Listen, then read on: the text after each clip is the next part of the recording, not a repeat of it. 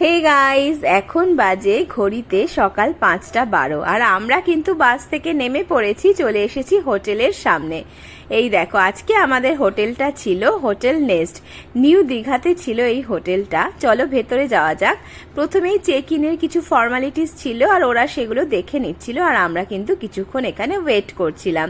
Wait করার পর যখন সবকিছু কমপ্লিট হয়ে গেল তখন কিন্তু আমরা লিফটে উঠে পড়লাম।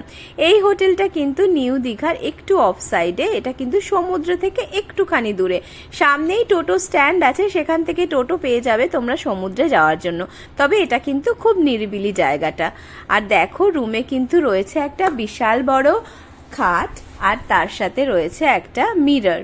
বেশ চওড়া ছিল মিররটা, আর সঙ্গে রয়েছে টিভি, আর রয়েছে কিন্তু একটা ওয়ার্ড্রপের ভেতরে কিন্তু রাখা ছিল দুটো ব্ল্যাঙ্কেট।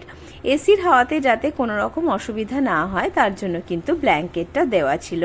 আর ছিল একটা ব্যালকনিটা খুবই সুন্দর ছিল, আর এটা কিন্তু স্লাইডিং ডোর দিয়ে ঢাকা ছিল।